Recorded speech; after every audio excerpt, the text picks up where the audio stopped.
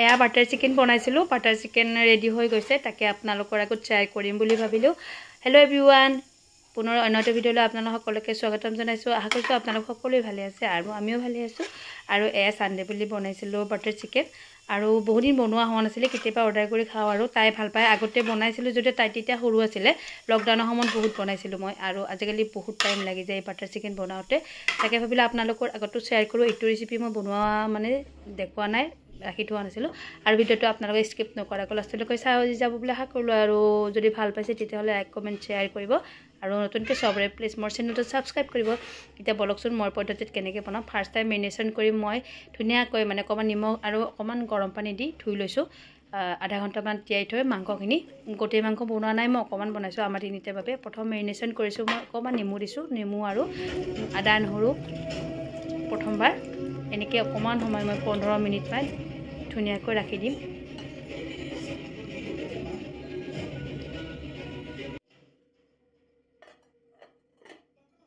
এয়া ৰাখি দিলোঁ 15 মিনিটৰ কাৰণে মই সেইখিনি ঢাকন মাৰি থৈ দিলোঁ আৰু এইফালে আহিছোঁ কেৰাহী গৰম হ'ব দিছোঁ এইখিনি মই পেষ্টখিনি বনাই ল'ম যিটো মই বাটাৰ চিকেনৰ বাবে বনাব লাগিব তাৰ বাবে এইখিনি মই দুটা বিলাহী লৈছোঁ কাটি ধুনীয়াকৈ কাটি থৈছিলোঁ ৰেডি কৰি থৈছিলোঁ দুটা বিলাহী দুটা পিঁয়াজ ডাঙৰ ডাঙৰ এনেকৈ আৰু লং ইলাচি ডালচেনি গোটেইখিনি দি দিম একেবাৰে পেষ্টটো একেলগে গোটেইখিনি বইল কৰাৰ পিছত আৰু কাজু বহুতখিনি দি দিছোঁ ইয়াতে 20-25টামান কাজু দি দিছোঁ আৰু তেজপাত দিম এটা আৰু এয়া তেজপাতটো দি দিছোঁ আৰু আদা নহৰু পেষ্ট যেহেতু মই বনাই লৈছোঁ এইখিনি আদা নহৰু পেষ্টটো অকণমান তাত দি দিছোঁ আৰু বাটাৰ যেহেতু বাটাৰ চিকেন বাটাৰ সকলোতে দিবই লাগিব চ' বাটাৰ দি দিছোঁ এচামুচ প্ৰথমতে ইয়াতে দি দিলোঁ পেষ্টখিনিতো তাৰপিছত এইখিনি মই 10 মিনিটমান বইল হ'ব দিম এয়া বইল কৰিছোঁ আৰু 10 মিনিটমান এনেকৈ বইল কৰি ল'ম বইল কৰাৰ পিছত এইখিনি ঠাণ্ডা হ'ব দিব লাগিব পেষ্ট বনাই ল'ব লাগিব ধুনীয়াকৈ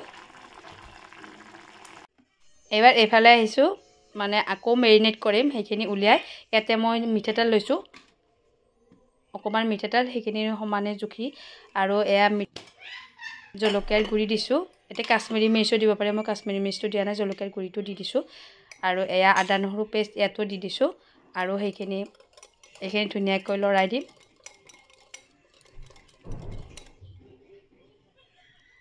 আৰু ইয়াতে দৈও দিব পাৰে আপোনালোকে মোৰ মানে দৈ নাছিলে সেইবাবে দৈ দিয়া নহ'লে দৈও দিয়ে কিছুমানে আৰু দৈ দিলে ভাল আৰু বেছি মানে এইটো ফ্ৰাইহে কৰিব লাগে সেইবাবে আৰু নিজৰ কথা আৰু মই এনেকৈয়ে আজি ফ্ৰাই কৰিম আৰু সেইখিনি মই ধুনীয়াকৈ চেপি ইয়াতে দি দিছোঁ নেমু ৰস আৰু আদা নহৰু পেষ্টটোৰ পৰা মানে চেপি লৈছোঁ আৰু ইয়াতে মেৰিনেশ্যন কৰি এইখিনিও মই 15 মিনিটমান ৰাখি দিম আৰু এইখিনি আগতে মই নিমখ দিয়া নাছিলোঁ এতিয়া অকণমান নিমখ দি থৈছোঁ যিহেতু মই যেতিয়া বনাম তেতিয়া দি দিম এতিয়া ফ্ৰাই কৰোঁতে অকণমান দিব লাগিব সেইকাৰণে এইখিনিতো ধুনীয়াকৈ নিমখ দি 20 মিনিটমান ৰাখি দিম ইয়াতে দৈ দিলে বেছি ভাল দৈটো দিয়া নহ'লে মোৰ নাছিলে আৰু এইফালে মই ফ্ৰাই কৰিব আহিছোঁ আৰু ইয়াতে কেৰাহী গৰম হ'ব দিছোঁ এইটো কেৰাহীত বনাম তাকে অকণমান তেল দিছোঁ আৰু বাটাৰ দিছোঁ বাটাৰ ইয়াতে 1 চামুচ দিছোঁ ফ্ৰাই কৰোঁতে এয়া চিকেন 20 মিনিটমান পিছত মই এইখিনি ফ্ৰাই কৰি ল'ম দুবাৰমান ফ্ৰাই কৰিম আৰু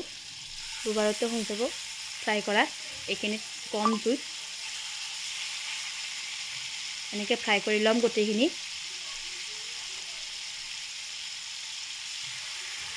আৰু আপোনালোকে মোৰ দৰে বনাইছেনে আৰু জনাবচোন সকলোৰে বনোৱা পদ্ধতিটো বেলেগ বেলেগ হয় সকলোৰে আৰু ময়ো এনেকৈ বনালোঁ আৰু কিন্তু মোৰ বহুত টাইম লাগিছে মানে আৰু এয়া ফ্ৰাই কৰা হৈ গৈছে গোটেইখিনি মই ফ্ৰাই কৰি দেখালোঁ আৰু এইফালে মই ফ্ৰাই কৰা হৈ গৈছে চিকেনখিনি আৰু মোৰ পেষ্টখিনিও হৈ গৈছে ঠাণ্ডা হৈ যাওঁতে মই পেষ্টখিনি মাৰি আনিলোঁ আৰু ইয়াতে মই য'ত মেৰিনেট কৰিছিলোঁ সেইটো বাতিতে মই এইখিনি চেকি ল'ম ধুনীয়াকৈ কাৰণ পেষ্টটো স্মুথ হ'ব লাগে মিহি হ'ব লাগে তেতিয়াহে মানে বনাব ভাল আৰু খাবও ভাল আৰু বাটাৰ চিকেন এনেও মিহি হ'ব লাগে আৰু এয়া মই চেকি লৈছোঁ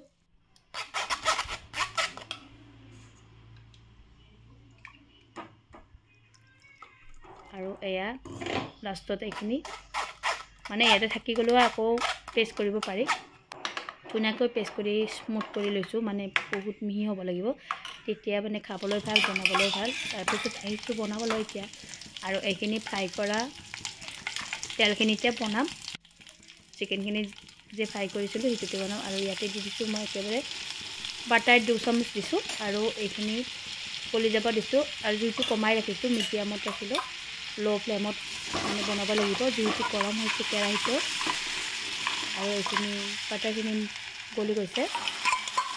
ইয়াতে দি দিছোঁ মই আদা নহৰু পেষ্টখিনি। আদা নহৰু পেষ্টখিনি মই আগতে বনাই লৈছোঁ, অকণ কৰি সকলোকে দি থৈছোঁ। আৰু ইয়াতো দি দিলোঁ আদা নহৰু পেষ্টখিনি। তাৰপাছত এইখিনি দি দিম মই।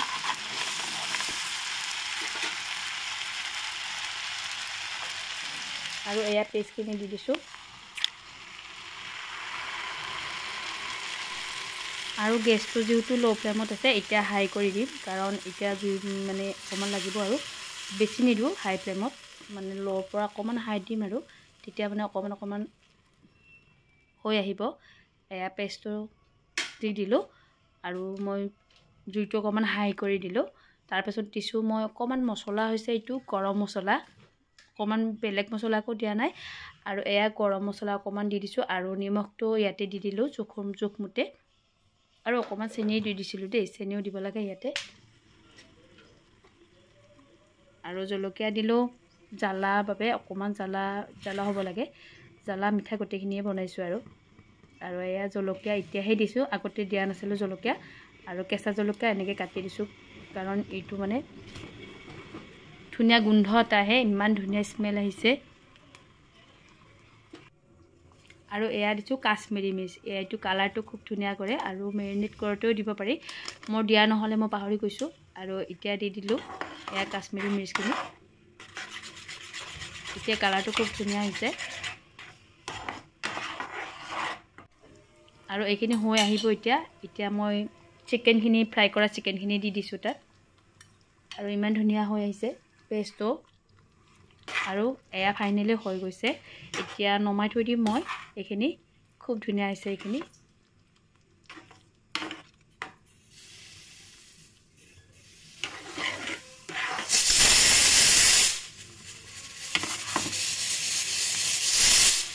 আৰু এইখিনি বনাওঁতে মোৰ বহুত মানে দেৰি হৈ গৈছিল। আৰু এফালে মই কুকাৰত ভাত বহাই দিলোঁ আৰু কুকাৰো হুইচেলো মাৰিলে। আৰু এয়া মোৰ বাটাৰ চিকেনো হৈ গ'ল। আৰু কেনেকুৱা লাগিছে ভিডিঅ'টো চাই জনাব দেই। এয়া ৰেডি হৈ গৈছে। অকণমান সজাইছোঁ আৰু এয়া পদিনা, ঘৰৰে পদিনা দিছোঁ অকণমান। আৰু এয়া জলকীয়াকেইটা ক'ত দিম তাকে ভাবিছোঁ। জলকীয়াখিনি আকৌ দি দিছোঁ এনেকৈ কাটি, মানে এইখিনি মানে ষ্টাইলত দিছোঁ দেই। আৰু কেনেকুৱা হৈছে জনাব, অকণমান চলে খাব দিছোঁ, কেনেকুৱা ৰিজাল্ট পাইছে খাবচোন। টেষ্টি হৈছেনে? খাইছোঁ আগতে, অকণমান খালা।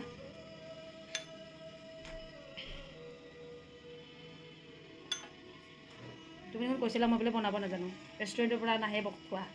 এয়া চোৱা, আজি মই বনাই দিছোঁ। কেনেকুৱা হৈছে? বাটাৰ চিকেন কিন্তু মিঠা হয়, জানা ন?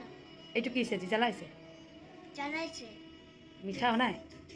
মিঠা হোৱা নাই। খোৱাছো তুমি? মই এই লাষ্টত মানে জলকীয়াকেইটা কাটি দিলোঁ যে, সেইবাবে অকণমান জ্বালা পাইছে। কিন্তু লাষ্টত মানে ভাতৰ লগত খাওঁতে তাই জ্বালা পোৱা নাছিলে আৰু যে খুব টেষ্টি পাইছিলে। আৰু ভিডিঅ'টো চাই আপোনালোকে কেনে পালে জনাবলৈ নাপাহৰিব দেই। বাই বাই, ধন্যবাদ জনালোঁ ভিডিঅ'টো লাষ্টলৈকে চোৱাৰ বাবে।